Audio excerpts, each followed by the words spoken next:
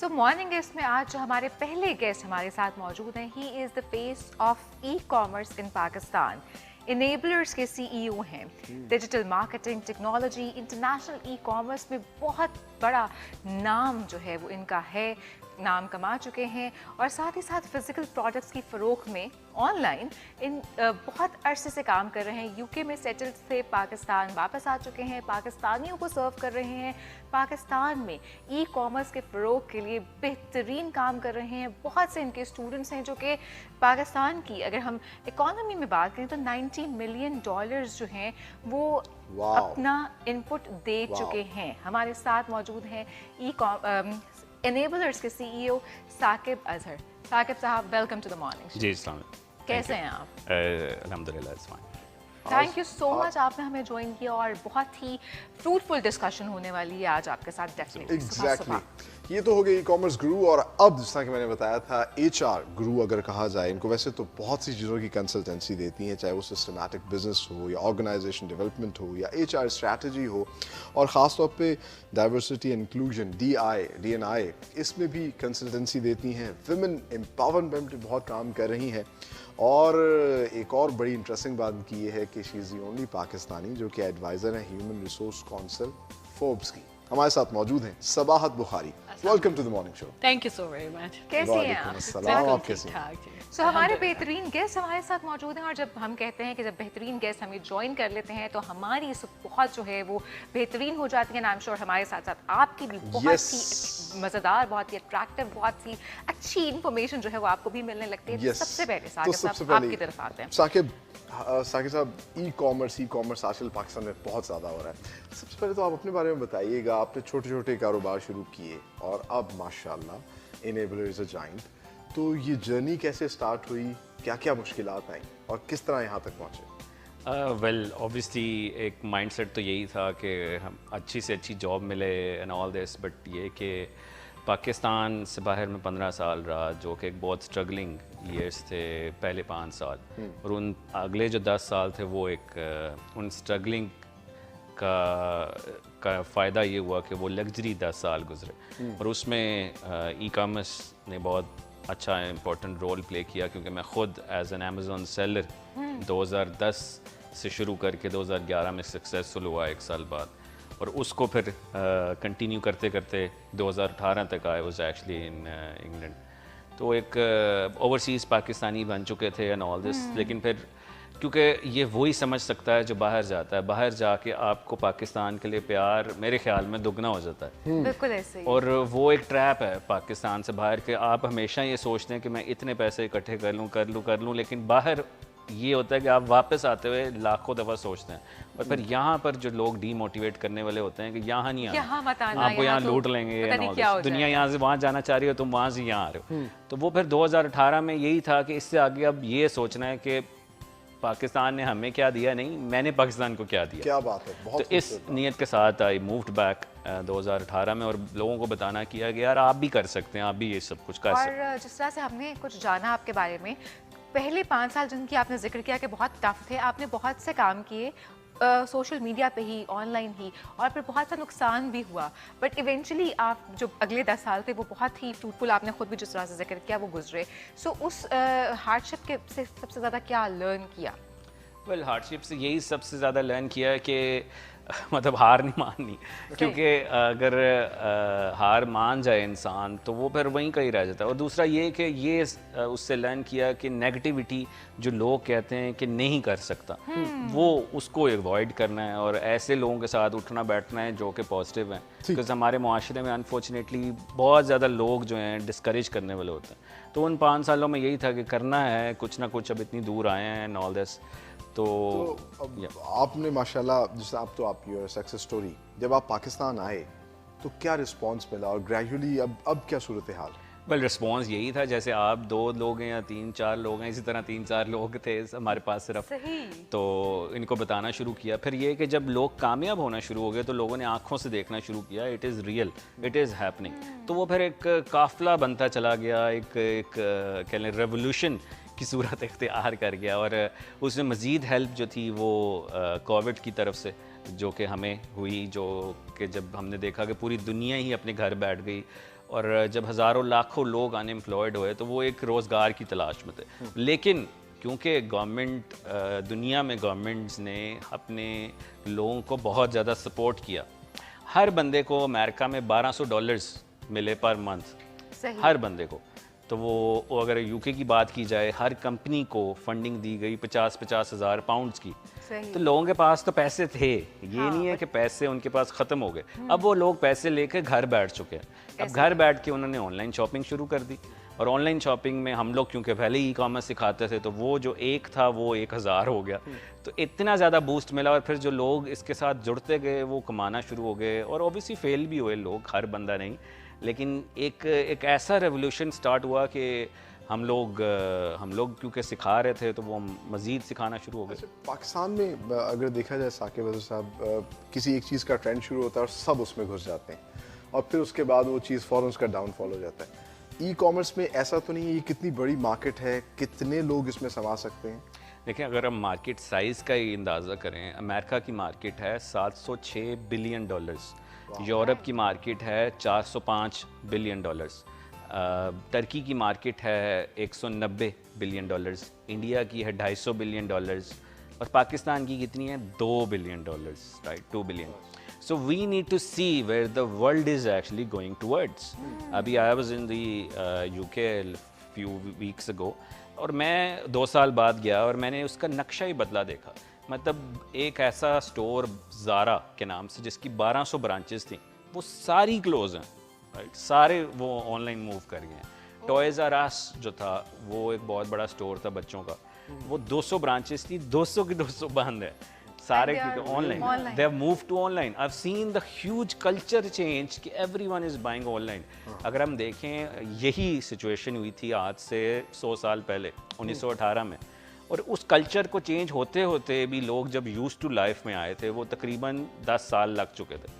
वो पुरानी बात है अब, राइट। तो अब तो फिर वही एक सिनेरियो है, वही वाली सिचुएशन है, और हम देख रहे हैं कि लोग अगर नॉर्मल भी होए तो उसको बहुत साल लगेंगे। इवन कि मैं नहीं ये कह रहा, ये कह रहे हैं वर्ल्ड इकोनॉमिक फोरम्स की रिपोर्ट्स जो कहती हैं 2025 में इस वक्त किन चीज़ों की डिमांड होगी, कौन सी जॉब्स जो होंगी वो अवेलेबल होंगी, 2030 में कौन सी अवेलेबल होंगी। तो सिचुएशन उस सूरत में है कि हम देखें कि आगे ट्रेंड अगले 10 साल में कम होने जा रहा है। तो अब ये हम देख ही रहे हैं कि अगले 10 साल में क्या जॉब्स वर्ल्ड इकोनॉमिक फोरम कह रहा है, तो उसकी बात को शायद यकीन कर लें, ना कि हम ये सोचें कि अभी भी हम यूनिवर्सिटी की डिग्रियां करें, बिकॉज हमारा रिश्ता जब आएगा तो वो पूछेंगे लड़का या लड़की कितना पढ़ी हुई है, क्या है। right? इम्पोर्टेंट मेरा ख्याल है नेक्स्ट आने वाले दिनों में ये होगा कि कमाते कितना है, और ये नहीं पूछा जाएगा कि कौन सी डिग्री है हमारे पास। टिप्स भी आपसे लेंगे और डेफिनेटली हमारे जो व्यूअर्स आपको देख रहे हैं वो एक्चुअली बहुत कुछ जानना चाहते हैं, बट आपकी तरफ आते हैं।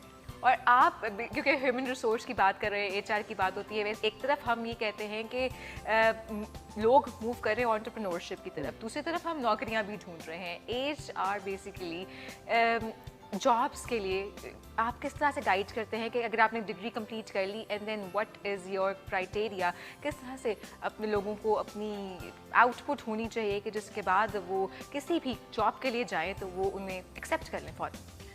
अच्छा, ये बहुत सारे एंगल्स हैं जॉब के। और ह्यूमन रिसोर्स जो एक टिपिकल सोचा जाता है कि हमारा ताल्लुक जो है वो रिक्रूटमेंट और जॉब हासिल करना और लोगों को जॉब के ऊपर रखने से है, या जॉब से निकालने से भी है। लेकिन अगर देखा जाए तो हर जगह के ऊपर जो सबसे बड़ा इस वक्त कह लें कि रिसोर्स है वो ह्यूमन ही है, और इसी को ही साकिब भी टैप करें और इसी को ही पूरी दुनिया टैप करना है। Exactly ऐसे ही। As a consultant, कि a man who can handle man can handle anything. Absolutely. So people management is a major skill जो कि ह्यूमन रिसोर्स डिपार्टमेंट ऑर्गेनाइजेशन में काम कर रहा होता है। वो ये काम नहीं कर रहा था कि खुद सारे पीपल मैनेजमेंट करें, लेकिन वो एक फंक्शन है जो कि इनेबल कर रहा होता है पीपल मैनेजमेंट को। जो इसमें बहुत इंपॉर्टेंट है कि पाकिस्तान के अंदर ह्यूमन रिसोर्स मैनेजमेंट अब एक बहुत ही ग्रोइंग फील्ड है, और इसका आहिस्ता आहिस्ता ट्रेंड जो है वो मॉडर्नाइज्ड ह्यूमन रिसोर्स मैनेजमेंट की तरफ थैंकफुली जाता जा रहा है। और उसमें अब सिर्फ पीपल मैनेजमेंट नहीं है जिसमें हम टिपिकल रिक्रूटमेंट और परफॉर्मेंस और इसकी बात कर रहे होते थे, बल्कि अब हम ख़ास तौर से कोविड के बाद एम्प्लॉय वेलबींग की बात कर रहे हैं, inclusion of women and disable, and not only in terms of gender or racial, but also in terms of mental abilities, the spectrum of the mental abilities that people have, and how can we include all of them in our workforce.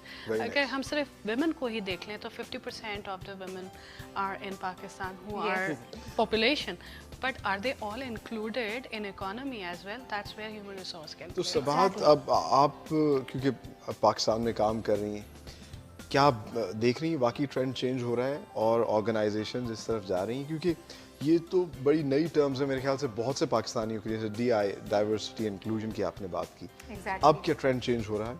Aahista Aahista हो रहा है और बहुत ज़्यादा काम होने वाला है, क्योंकि मैं 20 साल से इस एरिया के अंदर काम कर रही हूँ और मैं देखती हूँ कि जब मैंने शुरू किया था तो बहुत सारी ऑर्गेनाइजेशन में जब मैं सीनियर मैनेजमेंट पोजीशन पर थी तो I was the only senior manager in that position. अभी हैं ख़वातीन लेकिन बहुत कम हैं, हमें बहुत ज़्यादा और चाहिए। और सिर्फ ये नहीं कि नीचे लेवल पर हो, बट पूरी दुनिया में 1% ख़वातीन सिर्फ लीडरशिप। आपने इंटरेस्टिंगली बात की कि जो डिसेबल लोग हैं उनको भी उनका इंक्लूजन ख़वातीन का, बट एक बिजनेसमैन तो अपना फ़ायदा देखता है, उसको किस तरह बताया जाए कि ये चीज़ भी आपके फ़ायदे में इन लॉन्ग? असल में उनका ही फ़ायदा है, क्योंकि देखिए अगर प्रोडक्ट एक बन रही है और उस प्रोडक्ट को बेचना भी है, उस प्रोडक्ट को कंसीव करने से लेकर के उस प्रोडक्ट के बनने और बेचने तक हर जगह पर अब ह्यूमन टू ह्यूमन बिजनेस है। और ह्यूमन टू ह्यूमन बिजनेस के अंदर आप एक पूरी स्ट्रीम को नेग्लेक्ट कर देते हैं in terms of product input. तो एक ख़वातीन की प्रोडक्ट बननी है तो आप ख़वातीन का प्रोडक्ट का फीडबैक आप ख़वातीन से लेंगे तो आप प्रोडक्ट को इम्प्रूव कर सकते हैं। ऐसे ही। इसी तरह से अगर हम एक पूरी हमारी माशाल्लाह 2 to 3% आबादी जो कि हमारे पास डिसेबिलिटी के अंदर भी है, लेकिन they are contributing and they are not you know we have just ignored them from the stream, but they are contributing it. ऐसे ही। तो अगर हम अपनी बिजनेस का फोकस उन कस्टमर्स की तरफ रखेंगे ही नहीं जो कि आबादी का हिस्सा हैं, तो हाउ कैन बिजनेस ग्रो? ऐसा ही है, बिल्कुल ठीक कह रही हैं आप। और साकिब आपकी तरफ वापस आते हैं। जिस तरह से हम बात कर रहे थे ई-कॉमर्स की, हम देख रहे हैं कि पूरी दुनिया में आपने भी कहा कि स्विच हो गया, हर चीज़ स्विच हो गई टूवर्ड्स ई-कॉमर्स। बहुत से लोगों ने ट्राई किया, बहुत से लोग सक्सेसफुल हुए, बहुत से लोग सक्सेसफुल नहीं हैं। सो जो सक्सेसफुल होते हैं, व्हाट आर द टिप्स और एनेबलर्स इसमें सबसे इम्पॉर्टेंटली क्या रोल प्ले कर रहा है, न सिर्फ उन्हें ई-कॉमर्स की तरफ लाने में बल्कि उन्हें गाइडलाइंस किस तरह से प्रोवाइड की जाती है? और ये भी बताइएगा कि सक्सेसफुल लोगों की रेशो कितनी है और जो फेल होते हैं उनकी रेशो कितनी है? देखें, सबसे पहले तो जो लोग सक्सेसफुल होते हैं हमेशा उन लोगों में पेशेंस बहुत होता है, सब्र होता है। हमें हमारे पास 3 साल बिज़नेस करने का सब्र नहीं है कि उसके रिज़ल्ट देख सकें, लेकिन 30 साल तक किसी की नौकरी करने का सब्र है, वो ज़रूर करते रहेंगे। तो patience level is very important and also road map and vision.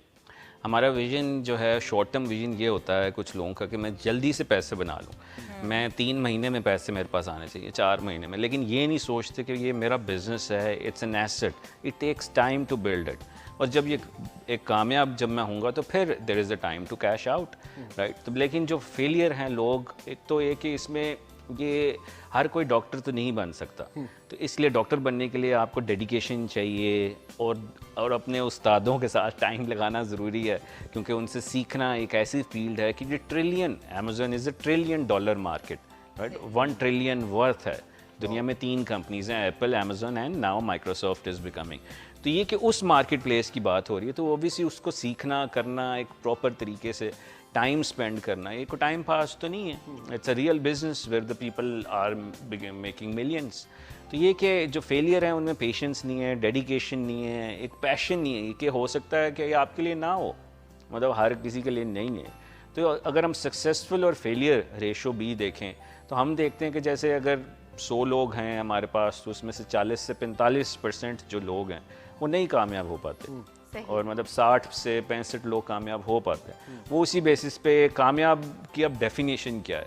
Definition ये है कि एक ऐसा बंदा जो कि ज़िंदगी में कभी जॉब उसने नहीं की, या ज़िंदगी में उसने 30-40 हज़ार कमाया, आज वो 1 लाख रुपए में पहुंच गया, तो इट्स अ सक्सेस स्टोरी। और एक ऐसा बिजनेस जिसने बिजनेस स्टार्ट किया, वो बिजनेस जो जितने उसने पैसे लगाए उसको at least 10% return of investment I, that's a success for us and for him. अच्छा, दैट्स अ फैक्ट। लेकिन जिस तरह से हम बात कर रहे थे कि एक शुरू करवा दिया एक प्रोजेक्ट किसी को भी, बट उसको किस तरह से कैरी ऑन करना है, इनेबलर्स यहाँ कितना इनपुट दे रहा है? सो बेसिकली हमारा why we stand out from the crowd is basically we are not a typical institute. हम ये नहीं कहते कि जी ये जो ट्रेनिंग है ये 2 महीने की हैं, 3 महीने की हैं, 4 महीने की हैं। ये ट्रेनिंग्स हैं जब तक आप जिंदा हैं और जब तक हम जिंदा हैं।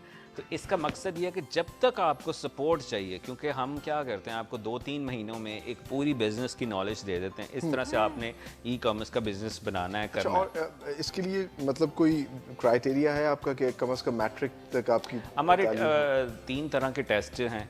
एक टेस्ट है जो कि हम इंटरव्यू पे फ़ोन पे लेते हैं, जूम पे लेते हैं। दूसरा है कि हम उनको एक वैल्यूएशन MCQs देते हैं। तीसरा ये है कि हम उनसे एक डिस्क्लेमर भी साइन कराते हैं, कंसेंट, कि आपको पूरी इन्स एंड आउट पता है कि नहीं, अगर हैं तो ही है आपके लिए। तो इस क्राइटेरिया को जो पास करता है वो इस चीज़ में आता है। मतलब ये नहीं है कि अब यहाँ से जिस बंदे ने आज तक कंप्यूटर ऑन नहीं किया और वो बंदा जो है वो कहे जी मैं ई कॉमर्स करना चाहता हूँ और वो ट्रेनिंग लेके कामयाब नहीं होगा तो वो ऑब्वियसली फेलियर।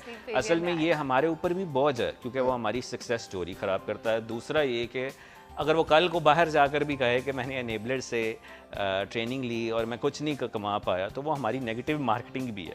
तो we want to make sure जो हमारे पास आए वो पैसे बनाकर निकले, और वो उन बनाने के लिए हमने एक पूरा सपोर्ट सिस्टम तैयार किया हुआ है जिसमें हमने हर क्वेश्चन और हर प्रॉब्लम को आंसर करना है 60 सेकंड में। और 60 सेकंड में जो रैपिड फोर्स हमने टास्क फोर्स टीम बनाई हुई है कि दुनिया के किसी भी हिस्से से आप क्वेश्चन पूछ रहे हैं, उस 10 लाख के ग्रुप के अंदर 60 सेकंड में आंसर करना है, no matter what the time is. Alright. अच्छा, एक चीज़ जो बिजनेस के लिए सबसे ज़्यादा इंपॉर्टेंट होती है और यूजुअली मैं उसका जिक्र करती हूँ वो होता है कैपिटल। सो कितना इंपॉर्टेंट है ई कॉमर्स के लिए भी कि आपके पास कैपिटल मौजूद हो ताकि आप बिजनेस में जा सकें और फिर उस बिजनेस को सक्सेसफुली आगे लेके जा सकें? देखिए, ये जो एनेबलर्स है ये इकोसिस्टम ऐसा है कि इसमें 2 तरह के तबके हैं। एक तरह के तबके जैसे आपकी तरह के जिनके पास पैसा है, एक वो है और दूसरा तबका जिसके पास पैसे नहीं है, जैसे हमारे पास। तो ये कि तो इन लोगों को कनेक्ट करना है कि जिसके पास पैसे हैं और उसके पास टाइम नहीं है, जिसके पास पैसे नहीं है और टाइम है वो स्किल सीखता है, और हम इन दोनों को मिलाते हैं और इन दोनों की पार्टनरशिप्स होती हैं। अब ये इस तरह की कोवर्किंग स्पेस एनवायरनमेंट हमने 30 शहरों में पाकिस्तान के बनाए हुए हैं जहाँ पे लोग आते हैं, साथ मिलकर काम करते हैं। एक को काम मिला है वो अगले को भी वहीं पे बैठा बैठा हायर कर रहा है। इस तरह से पार्टनरशिप्स बन रही हैं, कल्चर्स बन रहे हैं। और इस वक्त हमारे पास पाकिस्तान में एक महीने में 26,000 लोग तशरीफ़ लाते हैं हमारे ऑफिस में, जो कि फ्री सपोर्ट लेते हैं, राइट। और मतलब इट्स तो हम भी सीख सकते हैं आपसे। एग्जैक्टली आपकी इस बात से मुझे अंदाजा हो गया कि आपके जो स्टूडेंट्स हैं वाकई उनको बड़े अच्छे स्किल्स मिलते होंगे। जैसे आपने कहा ना, आपके पास पैसा है हमारे पास नहीं। I can make money. You mean to say that? Of course I can. अच्छा, ऑनलाइन क्लासेस भी देते हैं या सिर्फ क्लासेस में आके? ऑनलाइन भी। ओवरसीज़ पाकिस्तानीज़ बहुत ज़्यादा, क्योंकि मैं समझता हूँ ओवरसीज़ पाकिस्तानियों की पेन इट्स कॉल्ड वापस्तानी। वो वापस आना चाहते हैं, तो उनको है कि कोई ना कोई ऐसा सिस्टम सेट हो जाकर हम जॉब ना करें, हमारा बिजनेस सेट हो, फाइनेंशियल फ्रीडम हो, कहीं भी बैठकर मैनेज कर सकें। तो वो ओवरसीज़ पाकिस्तानी, शायद ही कोई मुल्क ऐसा रह गया हो जहाँ पर, इवन कि कीनिया, नाइजीरिया से भी हमारे स्टूडेंट हैं जो कि ऑनलाइन हमसे ट्रेनिंग्स लेते हैं। पाकिस्तान में तो है ही हैं। तो ये कि जो इन शहरों में, जैसे 30 शहरों में है पाकिस्तान के, बहुत ज़्यादा शहर हैं, वहाँ पर नहीं अभी हम पहुँचे, तो वो ऑनलाइन लेते हैं। That's great. So अब जिस तरह से मैं भी इनके स्टूडेंट बनने के लिए तैयार हो गई हूँ क्योंकि इनको ये पता चल गया कि मेरे पास बहुत पैसे हैं, so I can spend it on learning.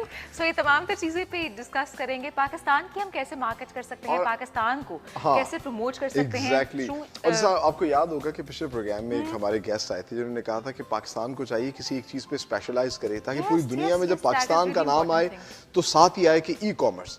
तो हमें इस पे भी काम करना चाहिए, और क्या पाकिस्तान कितने जल्दी जो है ऐसा बन सकता है, ये भी इनसे जानेंगे। और सबाहत से भी जानेंगे ये फोर्ब्स की क्या कहानी है, किस तरीके, क्योंकि हमारा फ़ख्र है अब, she is the only Pakistani जो कि फोर्ब्स के साथ काम कर रही हैं, और उनकी ट्रैवल स्टोरीज भी सुनेंगे। और बहुत सी बातें उनकी काम के हवाले से तो हम कर ही रहे हैं, उनकी पर्सनल लाइफ के हवाले से, उनके घूमने फिरने के हवाले से, तमाम तर चीज़ें जानेंगे। लेकिन सबाहत आपकी तरफ आते हैं, जिस तरह से हम बात कर रहे थे कि ख़वातीन की इन्वॉल्वमेंट बहुत बहुत ज़रूरी है अगर हमने पाकिस्तान को ऊपर लेके जाना है, क्योंकि हमारी जो पॉपुलेशन है उसका 51% है ख़वातीन। सो किस तरह से हम उन्हें वर्क प्लेस पर लेकर आ सकते हैं, फिर जो उनके कुछ बेसिक प्रॉब्लम्स हैं, if they are married, they have a lot of things, जो कि उसको किस तरह से हम मैनेज कर सकते हैं और उनको सपोर्ट कर सकते हैं। अच्छा, बहुत इंटरेस्टिंग फैक्टर है। अब कोविड ने एक हमारे सामने एक दुनिया को बिल्कुल खोल के रख दिया है। जब पहले ये सुना जाता था कि वर्क प्लेस का मतलब ये है कि आपने किसी ऑफिस में जाकर ही काम करना है, उसका तो मॉडल का जो है ना वो ऊपर से नीचे हो गया। सबको पता है कि काम कहीं से भी किया जा सकता है।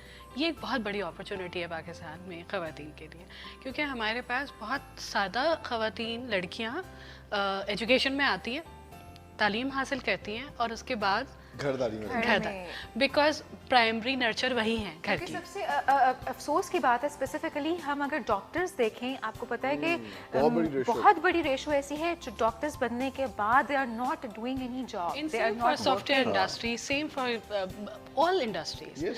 अब जो एम्पावरमेंट का कॉन्सेप्ट है वो ये है कि, और जो आजकल हो रहा है, आजकल तो साबित हो गई है ये बात, यू कैन वर्क एनीवेयर। ठीक है। सो जो लोग ख़वातीन घर पे बैठी हैं, मेरा बहुत ज़्यादा काम रिटर्नशिप के ऊपर है, क्योंकि after 2-3 years when kids are growing और वो स्कूल्स में जा चुके हैं, तो they have more time and then they want to be financially independent as well. और मेरा जो सबको मैसेज है वो यही होता है कि financial independence is for everyone. It is every person. और मेरे ख्याल से अपना मर्दों को भी इस चीज़ का अंदाज़ा हो रहा है, वो भी अप्रिशिएट करते हैं, खासतौर पे हमारे मेट्रोपॉलिटन सिटीज़ के अंदर, क्योंकि पैसे आते किसको दुख। अच्छा, मेट्रोपॉलिटन सिटीज़ जो है ना वो थोड़ा सा कैचअप कर रही है, क्योंकि ये पहले विलेजेस से ज़्यादा है, क्योंकि ख़वातीन बराबर की साथी हैं वहाँ पर। तो हमने ये शायद पॉइंट मिस कर दिया। That was part of our culture as well, that we were part of the not only the workforce, we were part of the wellbeing. Handicrafts में भी कर रही हैं, सारा कुछ कर रही हैं। अब जो वर्क प्लेसेस है ना, they need to open up. और हम ज़्यादातर, मेरा जो काम है वो इसी पर ही है कि ज़रूरी नहीं है कि मैं एक ख़ास टाइम पर एक ख़ास जगह पर आकर के काम करूं, बट मैं एज अ ह्यूमन, मेरे पास बहुत ज़्यादा टैलेंट मौजूद है और ऑर्गेनाइजेशन को उस टैलेंट की ज़रूरत है, और वो टैलेंट कोई भी हो सकता है। अच्छा, अगर ऑर्गेनाइजेशन का ज़रूरत नहीं भी है, I have work with lot of young girls जिन्होंने कहा कि मुझे बताएं बिजनेस कैसे करना है। तो ऑल्दो मेरा ऑनलाइन जैसे ताक़ुब पर आते हैं उस तरह से तो नहीं, but I have work with micro entrepreneurs. जो माइक्रो एंटरप्रेन्योर्स वो हैं जो बहुत छोटे कैपिटल से अपना घर से बिजनेस शुरू करके और आगे बढ़ना चाहते हैं। सो ख़वातीन के पास इतना इस वक्त टैलेंट मौजूद है जो कि वो जो भी करना चाहें कर सकते हैं। But again coming to the organisational point of view, कि जहाँ पे देखिए बहुत सी ख़वातीन जो हैं वो जो कि मुख्तलिफ ऑर्गेनाइजेशंस के साथ काम कर रही हैं, getting married is a reality, giving birth to a child is a reality, और ये तमाम तर रियलिटीज़ के साथ आपने किस तरह से कॉप अप करना है उस ऑर्गेनाइजेशन के अंदर, ये कितना मैटर करता है और किस तरह से ऑर्गेनाइजेशंस को ओपन अप होना पड़ेगा ऐसी ख़वातीन के लिए। Male domination is also real. असल में सबको ये रियलाइज़ करना पड़ेगा कि work is a part of life, work is not something else. और जब आप कहते हैं work is part of life, तो फिर ख़वातीन हो या मर्द हो, सबको पता है ख़वातीन ने भी शादी करनी है, मर्द ने भी शादी करनी, चेंजेस दोनों में आने हैं, रिस्पॉन्सिबिलिटी हमारी शिफ्ट हो रही है ज़्यादातर। तो हमें ऑर्गेनाइजेशंस को ये एक्सेप्टेंस लानी पड़ेगी कि एक प्राइमरी नर्चर जो होता है फैमिली का, उसको टाइम देना होता है फैमिली को, लेकिन वो काम को भी उतना ही टाइम अच्छा, और इंटरेस्टिंगली हम तो क्योंकि अपने प्रोग्राम में बार बार बात करते हैं कि पेरेंटिंग इज़ नॉट अबाउट कि खातून भी वो करें, मर्द को भी जो है इस पे काम करना चाहिए। अच्छा, मैं इंटरेस्टिंगली जानना चाह रहा हूँ, क्योंकि फोर्ब्स के साथ आप काम कर रही हैं, ये आपका कब सफ़र शुरू हुआ और किस तरीके से आपने काम शुरू किया उनके साथ? So basically Forbes human resource council जो है वो इट्स एन ऑनरेरी काउंसिल, जो कि जो वर्ल्ड में जितने टॉप ह्यूमन रिसोर्स लीडर्स हैं उनके साथ काम करती है। मुझे उनकी तरफ से ही कॉन्टैक्ट इनवाइट आया 2 years बैक, और उसमें फिर बिकॉज मैं इंटरनेशनल स्पीकर हूँ और मैं लोगों के साथ काम कर रही होती हूँ in creating the awareness about human resource NDI, तो दे invited me to be part of the Human Resource Council. अब ये जो एडवाइजरी मेंबरशिप होती है इस फोर्ब्स की, ये सिर्फ इनवाइट ओनली है, so they choose and pick and choose. मुझे ये ज़्यादा इंपॉर्टेंट इसलिए लगता है कि पाकिस्तानियों की तरफ तवज्जो कम जाती है लोगों की दुनिया में, तो it feels very good when they choose because of human resource practices. Pakistan का अगर नाम कहीं जाता है तो इट फील्स वेरी ऑनर। बिल्कुल सही कह रही हैं आप, और हमारे लिए भी बहुत ऑनर की बात है कि ये तमाम तो लोग हमारे साथ मौजूद हैं। But coming to your you Saqib, ये बताइए कि जिस तरह से हम बात कर रहे थे ख़वातीन की एम्पावरमेंट के हवाले से, सबसे ज़्यादा एम्पावर्ड बात तो ये है कि आप घर बैठें, ऑनलाइन पैसे कमाएं थ्रू सेलिंग। सो ख़वातीन के लिए आप क्या समझते हैं कि ई कॉमर्स में कितना मार्जिन और स्कोप है, और क्या चीज़ें ऐसी हैं जो पाकिस्तानी प्रोडक्ट्स हैं, पाकिस्तानी चीज़ें हैं जिनको हम इंटरनेशनली जो है वो सेल कर सकते हैं अमेज़ॉन पे, ईबे पे, कहीं पे भी, और फिर कैपिटल अच्छा खासा कमा सकते हैं? एग्जैक्टली पाकिस्तान में हम इस वक्त एनेबलर्स का फ़ीमेल विंग मौजूद है. Looks like a little political name but actually this female wing is that's their responsibility is to ensure के ग्रास रूट लेवल पे जाके वुमेंस को स्किल सिखाया जाए. और इस वक्त हमारे पास फीमेल्स लीडर्स जो कि इस चीज़ में कामयाब हो चुकी हैं, उनको हमने उन इलाकों के लीडर्स बना चुके हैं. फॉर एग्जांपल कोई भी शहर है, उस शहर की हमारी एक लीड है जो कि सक्सेसफुल ई कॉमर्स लीडर है, और उस वक्त ख़ुद वो बहुत अच्छी अर्निंग कर रही है. वो लोगों को वहाँ पर फीमेल्स को सिखा रही है फ्री में, जिसका नाम है web program, women empowerment program. तो वो ऑनलाइन ले रही हैं, किसी को कोई हेल्प चाहिए तो ऑफिस भी वो विज़िट कर सकती हैं. तो ये कि हमारा जो इस वक्त 10 लाख लोगों का एक ग्रुप है, उसके अंदर 22% फीमेल्स मौजूद हैं. तो this is very good. Emerging use to be 7%, 8%, but आज वो 22% है, और ये इंक्रीज़ कर रहा है रैपिडली. और क्योंकि अवेयरनेस की बात है सारी, और मैं समझता हूँ कि वुमेन्स ज़्यादा इंटेलिजेंट इस चीज़ में, इनका सक्सेस रेशो इसलिए ज़्यादा है क्योंकि जब मैं समझता हूँ कि ये इमोशनली जब किसी चीज़ के साथ अटैच्ड हो जाती हैं तो ये फिर अटैच्ड हो जाती हैं. सही बात अब है. ये ज़्यादा फोकस होती है. फोकस्ड होती है, और एक घर में जब ये बैठी हैं तो ऑब्वियसली इनका फोकस ज़्यादा उस पर है, और ये कामयाबी इनको ज़्यादा मिलती है. हमारा सक्सेस रेट ज़्यादा है फीमेल्स के साथ. तो ये बहुत ज़बरदस्त एक इनिशिएटिव हमारी टीम जो कि वुमेंस की ले रही है, और इट्स गेटिंग रियली गुड. अच्छा, जैसा मैंने ब्रेक से पहले कहा था कि वहाँ पिछले प्रोग्राम में हमारे गेस्ट आए थे और उन्होंने एक ख्वाब जो हम लोगों को भी दिखाया कि क्या पाकिस्तान के नाम के साथ ई कॉमर्स का नाम जुड़ सकता है.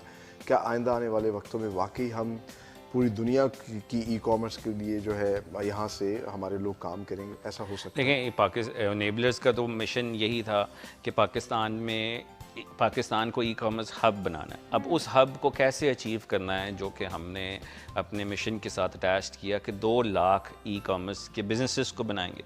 उन बिजनेसेस के थ्रू ही एम्प्लॉयमेंट अपॉर्चुनिटीज़ क्रिएट होंगी, क्योंकि अगर एक बिज़नेस सक्सेसफुल होता है तो आगे उसको एटलीस्ट 8-9 लोग, 10 लोग तो चाहिए ही चाहिए. तो एक नई इंडस्ट्री खड़ी होगी. हम लोग बार बार कहते हैं जी 1 करोड़ नौकरियां देंगे, 50 लाख नौकरियां देंगे. वो कहाँ से देंगे? वो तब देंगे जब बिजनेसेस सक्सेसफुल होंगे. हमें एंटरप्रेन्योर्स बनाने हैं जो कि आगे नौकरियां दें, ना कि हम कहें जी मैं नौकरियां ये गवर्नमेंट की एंड ऑल दिस वो हम देंगे. वो एक पूरे प्लान के साथ ओबियसली होगा.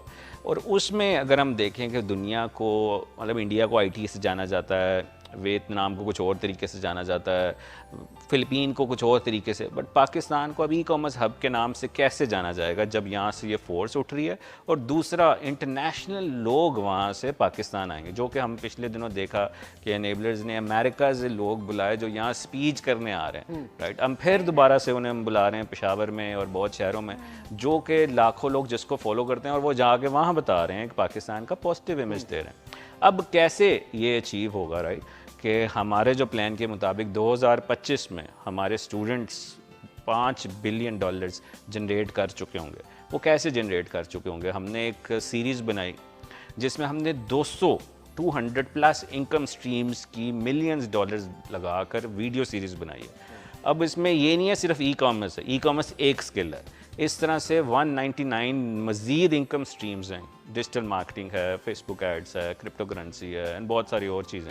वो 200 इनकम स्ट्रीम्स हैं. उनमें से आपने देखकर अपने आप को पहचानना है कि मैं कौन हूँ.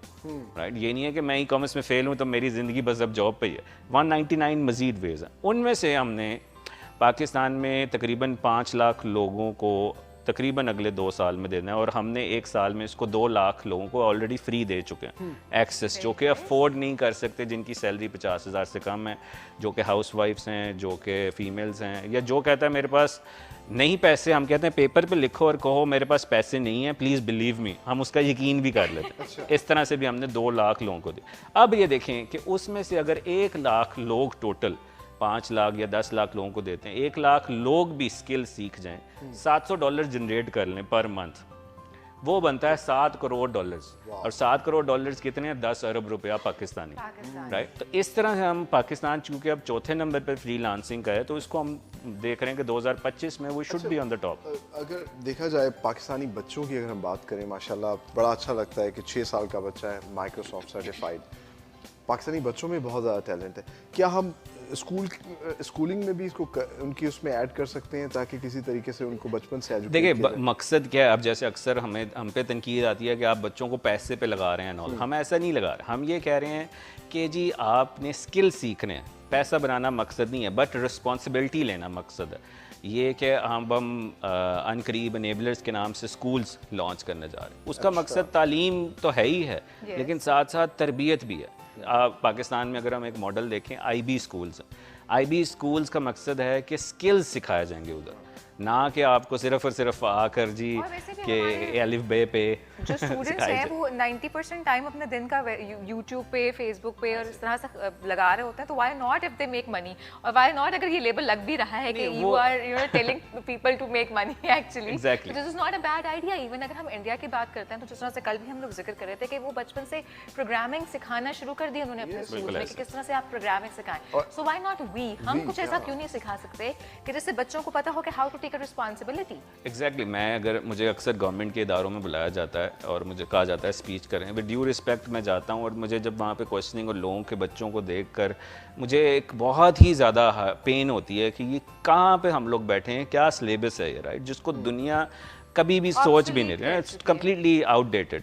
तो इसी को चेंज, क्योंकि एग्जिस्टिंग कल्चर को चेंज करना मुश्किल है, सो वी डिसाइडेड कि हम अपना एक टेक्नोलॉजी इंस्टीट्यूट लॉन्च करते हैं, अपना स्कूल लॉन्च करते हैं, उसको एज अ मॉडल लोगों को दिखाते हैं। मकसद नहीं है कि हम उससे पैसे बना रहे हैं एंड ऑल दिस, बिकॉज जो भी उससे आती है उसको हम आगे इंफ्रास्ट्रक्चर पे लोगों के लगाते हैं। It's a very good idea, क्योंकि स्कूलिंग जो है पूरी दुनिया में अब चेंज हो रही है। एक्टिविटी बेस जो है अब आप देखिए कि तालीम जो है स्कूल सिस्टम एक्टिविटी बेस्ड हो चुका है। ये एक बड़ा नया आइडिया होगा, हो सकता है पूरी दुनिया से इंस्पायर और फॉलो करे इसको। अभी पूरे लाहौर में 9 स्कूल हैं जो कि इस बेस पे चल रहे हैं।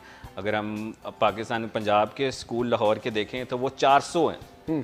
तो 400 स्कूल्स की आप वैल्यू देख लें और 9 स्कूल्स की वैल्यू देख लें, यू मस्ट सी कि is a huge difference. But वो है कि 9 स्कूलों की फीसिस अगर देखें एक बच्चे की 40-40 हज़ार है, तो हर बंदा अफोर्ड नहीं कर सकता। So we will be subsidising this, ताकि लोग सब्सिडाइज करके उसको वो फैसिलिटी ले सकें जो कि 40,000 रुपये मंथ दे के बच्चा लेता है। तो हम पहले तो अपने आप को एनरोल करने वाली थी, अब अपनी बेटी को भी एनरोल करने वाली आपके स्कूल में हम भी करवाएंगे इंशाल्लाह। बड़ी इंपॉर्टेंट है, देखें ना, ये वो पाकिस्तान का पॉजिटिव चेहरा है जिसको दिखाने की हम बात करते हैं हमेशा। और अगर हम पाकिस्तान के लिए अपना मैक्सिमम कुछ करना चाहते हैं तो ये है कि पाकिस्तान की न सिर्फ खूबसूरती दुनिया के सामने रखें, पाकिस्तान में हम मईशत को मजबूत करने के लिए अपना अपना रोल प्ले करें। जिस तरह से हम टूरिज्म को प्रमोट करने के लिए बहुत सा काम कर रहे हैं, वहीं ये वो लोग हैं जो कि ई कॉमर्स के जरिए पाकिस्तान का जो पॉजिटिव चेहरा है वो दुनिया के सामने रखने की कोशिश जो है और हम ये अपनी सतह पर कर रहे हैं। हम ये चाहते हैं जिस तरह ई कॉमर्स के जरिए और टूरिज्म के जरिए भी पाकिस्तान में बेतहाशा फॉरेन रेवेन्यू आ सकता है ऐसा? बिल्कुल, क्योंकि पाकिस्तान है तो हम सब हैं, और बहुत ज़्यादा जो अब एक हमारे पास अपॉर्चुनिटी है और वो ये है कि पाकिस्तान का सबसे बड़ा एसेट पाकिस्तान का टैलेंट है। और वो टैलेंट जो है वो कहीं से लिमिट नहीं हो रहा, चाहे वो खातून हो, वो घर में नया टैलेंट प्रोड्यूस भी कर रही हैं, डेवलप भी कर रही हैं और उनको इस पूरी मुल्क की मईशत का हिस्सा बना रही। छोटा बच्चा हो, खातून हो, किसी रेस से ताल्लुक हो, किसी मजहब से ताल्लुक हो, पाकिस्तान का वो टैलेंट है। बिल्कुल, ये तमाम बातें तो बिल्कुल अपनी जगह ठीक है, लेकिन अब हम आपसे कुछ आपके बारे में भी जानना चाहेंगे और आपसे ये पूछेंगे कि ट्रैवलिंग का कितना शौक है, और हम जिस तरह से पाकिस्तान का खूबसूरत चेहरा थ्रू टूरिज्म और जिस तरह से अभी हमने सोशल मीडिया पे उसको ट्रेंड करने की बात की है, दुनिया को दिखा रहे हैं। तो आप बताइए पाकिस्तान को कितना एक्सप्लोर किया, कितना घूमा और क्या जगह पाकिस्तान की पसंद है? अच्छा, पाकिस्तान को मैंने ट्रैवल काफ़ी किया है क्योंकि मेरे फादर वाज इन अपोजिशन में हम लोग बहुत ज़्यादा ट्रैवल करते थे। तो पाकिस्तान के अलावा बहुत सारी कंट्रीज़ में ट्रैवल किया, लेकिन जब से मैंने खुद ट्रैवल प्लान करना शुरू किया है, मेरी कोशिश होती है कि मैं पहले को ये कहूँ कि बच्चे फिर वो पाकिस्तान देखते हैं। Exactly. तो अभी पाकिस्तान का नॉर्दर्न एरिया भी देखा है, लेकिन मैंने अपनी कंसल्टिंग के अंदर भी बहुत सारे लोगों के ग्रुप्स बनाकर टीम ट्रेनिंग के लिए हमेशा पाकिस्तान का नॉर्दर्न एरियाज़ का, साहिली एरियाज़ का, हिली एरियाज़ का, सब जगह का हम लेकर जाते हैं। और जो Very एक कंसिस्टेंटली मुझे चीज़ लगती है वो ये लगती है कि खूबसूरत तो है पाकिस्तान, No doubt. और बहुत ज़्यादा अपॉर्चुनिटीज़ है घूमने की, इंजॉय करने की, लेकिन जो सबसे अच्छी चीज़ है वो ये है कि आप किसी भी बजट में हो आप पाकिस्तान घूम सकते हैं। Pakistan is really very affordable. Affordable. बहुत affordable और है। आपने बिल्कुल सही कहा कि पाकिस्तान में सब कुछ है, कोस्टल लाइन, सहरा, या हमारे पहाड़, और फिर हमारा कल्चर, हिस्ट्री, हमारा फूड। आर्किटेक्चर। यस, तो साकिब आपने कितना ट्रैवल किया पाकिस्तान में? वेल क्योंकि अब मेरी जॉब ऐसी है कि मुझे पूरे पाकिस्तान में जाना पड़ता है। पहले तो I didn't travel much, but मैं अब जिस शहर में भी जाता हूँ वो मुझे एक बहुत अपनाइत से फील होती है, क्योंकि लोगों का जो प्यार वहाँ से मुझे जब मिलना शुरू होता है हर जगह से, वो एक अलग सही है। मतलब एक मैं तो कहता हूँ कि Pakistan is a land of hospitality basically, क्योंकि और दुनिया को नज़र आता है कि यहाँ पर जो मेहमान आते हैं वो शायद ही किसी मुल्क में ऐसे लोगों की मेहमान नवाजी की जाती हो जो कि पाकिस्तान में की जाती है। तो आपकी लगता है बहुत मेहमान नवाजी की गई, मुख्तलिफ इलाकों की मुख्तलिफ सौगात हैं। आपकी सबसे पसंदीदा कौन सी है? वेल सो मतलब मैं तो जिस शहर में जाता हूँ बहुत मुझे वहाँ से प्यार मिलता है। और मतलब मैं ये समझता हूँ कि मेरे ज़हन में एक माइंडसेट KPK का डिफरेंट था, लेकिन जब मैं वहाँ KPK गया हूँ और जो मैंने पेशावर के लोगों से जब बात की and all this, I think उनको अभी तक मेरा नहीं ख्याल कोई बीट कर पाया। उनका जो अपनाइत है, उनकी जिस तरह से डीलिंग है मेहमानों के साथ, वो जो हमने सुनी थी वो उससे कई गुना ज़्यादा मुझे फूड भी बड़ा अमेजिंग है। बिल्कुल। हाँ, तो वहाँ पे आपकी फेवरेट डेस्टिनेशन कौन सी है ये भी बताइए, और फूड कहाँ का सबसे ज़्यादा पसंद किया? वेल फूड तो मुझे वैसे इतना पसंद नहीं है मेरी हेल्थ से, लेकिन ये कि वैसे मैं Karachi is really good for food from my perspective, जहाँ मैंने बिरयानी के साथ एक ऐसी चीज़ खाई जो मैंने कभी नहीं खाई थी, कुनाफा, जो कि मुझे बहुत ही ज़बरदस्त वहाँ पे लगा। कुनाफा इज बेसिकली वो तो टर्किश डिश है। हाँ मतलब लेकिन जब मैंने उसको पहली वो दफ़ा कराची कराची में पहली दफ़ा तो मैं मुझे कराची का फूड जो है वो जिस तरह से उन्होंने बनाया हुआ था और किया हुआ था वो बहुत ज़बरदस्त था। और मैंने ये था कि मैंने कहा इतना ज़्यादा ये क्यों ले हैं, तो लेकिन मुझे याद है कि मैंने उनको कहा था एक और लेकर मैंने जब खाना शुरू करते हैं फिर आप रुकते नहीं है, दैट इज रियली टेस्टी। और अभी ये कह रहे थे फूड मुझे इतना पसंद नहीं। And kunafa is really rich, it's full of वो चीज एंड एवरीथिंग, तो वो आप तो खाए जाते हैं। वैसे कराची की हलीम, निहारी, हलीम, क्या क्या, बर्न्स रोड के तो वैसे ही खाने। आपको पाकिस्तानी आई एम फूड में बिग सबसे फूडी, पाकिस्तानी फूड मुझे बहुत ज़्यादा पसंद है। अच्छा। तो चाहे वो मुल्तान का सोहन हलवा हो या खुशाब का डोडा हो या कराची का हलीम हो या मुल्तान की चापें हो या सियालकोट की चापें हो लाहौरी या कढ़ाई भूल गई आप। लाहौरी कढ़ाई हो या फिर गुजरांवाला के चिड़े हो। क्या तो बात है। पाकिस्तान में अगर मतलब फूडीज़ की जन्नत है, जिस तरह का फूड चाहिए। लेकिन अगर मैं कहूँ ना कि मेरा सबसे फेवरेट क्या है, पेशावर की नमक मंडी, वाओ, उसका कोई जोड़ नहीं है। सही बात है। इसमें देयर इज कोई नो शक डाउट अबाउट इट। मुझे तो पेशावर के चपली कबाब भी बहुत पसंद है। और वो चपली कबाब ऐसे होते हैं कि बहुत दूर से, मतलब कई किलोमीटर से आपको वो खुशबू आनी शुरू हो जाती है और आपकी भूख खूब चमकने शुरू हो जाती है। सो मेरा तो वहाँ का KPK का एक्सपीरियंस बहुत बहुत बेहतरीन। और जैसा इन्होंने कहा ये हकीकत है, अगर आपने वाकई इसको वो करना तो आप जाके ट्रैवल करें, देखें पाकिस्तानी लोग बहुत और वेलकम है। आप किसी भी इलाके में कैसे चले, भूल सकते हैं? किसी भी रोश इलाके को में कैसे भूल सकते हैं? आप इस तरह हम बात करते रहेंगे तो सारा प्रोग्राम खाने पे ही हो मतलब जाएगा। एक पूरा सेगमेंट आपका फूड पर हो Yes. सकता है, and we can talk about आप ट्रैवल भी करती हैं और पाकिस्तानी अटायर्स जो है वो भी बड़े पसंद किए जाते हैं, तो क्या रिस्पांस देखती हैं जब आप मिलती हैं, बाहर लोगों को बताती हैं मैं पाकिस्तानी हूँ, तो किस तरह अट्रैक्ट करते हैं लोगों को कि वो भी आए पाकिस्तान विजिट अच्छा, करें? मैं काफ़ी लोग मेरे चूँकि इंटरनेशनली स्पीकिंग के लिए भी जब जाती हूँ या लोग मिलते हैं या मेरे बहुत सारे जानने वाले, तो सबसे ज़्यादा 2-3 चीज़ों की फरमाइश ज़रूर होती है। एक, जब भी मैं कहती हूँ कि अच्छा मैं लाहौर से आ रही हूँ, अच्छा वो ठप्पे वाला काम कहीं से मिलता हो तो वो लेते आना, या वो चुनरी के जो दुपट्टे मिलते हैं वो लेते आना, या जिन दिनों मैं कराची में रहा करती तो सिंध की अजरक है तो मैंने बहुत सारे लोगों को बांटी। जो बहुत over the period of time में जब लोगों से मिलती थी मुझे होता था क्या लेकर के जाऊं, तो हमारे यहाँ सिल्क प्रिंटिंग बड़ी अच्छी खूबसूरत होती है पाकिस्तान के अंदर, और बहुत कम लोगों को मालूम है कि हम लोग की जो घरेलू चीज़ें बनती हैं जैसे कुशन्स हैं और वो सारे बहुत पसंद किए जाते हैं। तो that's a go to gift, किसी को आप दें या दे लव इट, मंगवाते हैं सलमान खास की तौर बात से। से मुझे भी ये याद आ गया कि पाकिस्तानी जो खवातीन के कपड़े और जो हैंडीक्राफ्ट्स और इस तरह की चीज़ें, इसकी ऑनलाइन मार्केट में कितनी डिमांड है, ज़रा हम भी पता करें ना, हम कैसे पाकिस्तानी प्रोडक्ट्स को एक्सपोर्ट कर सकते हैं। ओवरसीज़ और बाकी जगहों पे तो नहीं इतनी है, लेकिन वो लोकल जो के स्टोर्स हैं, लोकल ई कॉमर्स हैं, जहाँ यहाँ पर बहुत ज़्यादा वो बिकते हैं।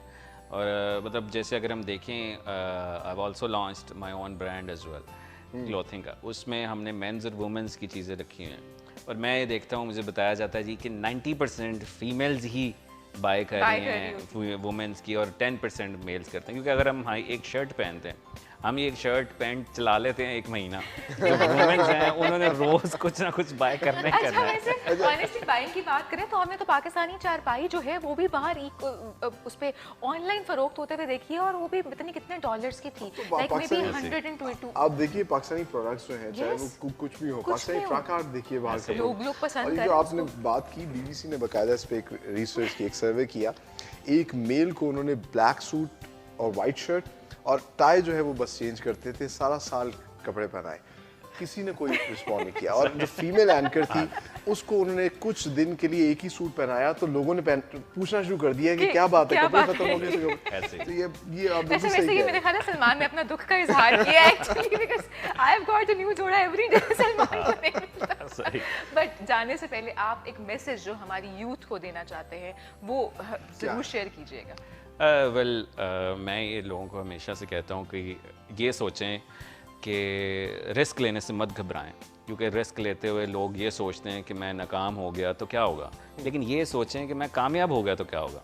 तो ये चीज़ हमारे लोगों में बहुत है, और ये देखें कि मैं ऐसा क्या काम करूं कि कम्युनिटी में इम्पैक्ट हो, मेरा अपना भी फ़ायदा हो और लोगों का भी फ़ायदा हो, जो कि अक्सर हम लोग ये सोचते हैं कि यार सबसे पहले मेरा क्या फ़ायदा। तो ये माइंडसेट से जब निकलेगा तो आपका वाई खुद ही स्ट्रॉन्ग होगा और हाव आसान होगा। बहुत खूबसूरत आपने बात की। ये चीज़ अगर हम फॉलो करना शुरू कर दें, हम कहते हैं ना कुछ स्पिरिचुअल कवानीन भी होते हैं, उनमें से एक है, आप खवातीन को क्या मशवरा देना चाहिए? मैं ये कहूँगी कि the world is open for you. आप आइए और काम करें, और जहाँ पर भी काम करना जैसे भी चाहते हैं, आपके खवातीन के अंदर बहुत ज़्यादा टैलेंट है, और उस टैलेंट को ना सिर्फ अपने लिए वो यूटिलाइज कर सकती हैं, बल्कि आगे आने वाली नस्लों के लिए रोल मॉडल बन सकती हैं। बिल्कुल, थैंक यू बहुत शुक्रिया सभा बुखारी, आप आई बिल्कुल और इतनी मज़े की बातें की। और आई एम अ फैन, क्योंकि सब बिल्कुल जिस तरह से आप एक फूडी हैं, मैं भी फूडी हूँ, और मुझे भी हर खाने की बात और हर खाने की चीज़ बहुत अच्छी लगती है। So thank you so much for joining us. Thank you so much Saqib, आपने हमें ज्वाइन किया, बहुत बेहतरीन बातें की, बहुत अच्छी tips the, and I am sure कि बहुत से लोगों को बहुत फ़ायदा हुआ होगा। और साकिब के स्टूडेंट्स को भी पता चल गया होगा कि अगर इनको खुश करना तो कुन्नाफा लेकर और रिस्क ज़रूर लें अपनी ज़िंदगी में, रिस्क लेने से बिल्कुल ना डरें, और फिर ही आप कामयाब हो सकेंगे, क्योंकि कामयाब लोगों की निशानी ये होती है कि वो ज़िंदगी में कुछ ना कुछ नया करने की कोशिश करते हैं, कुछ डिफरेंट करने की। Higher the profit. Yes yes yes.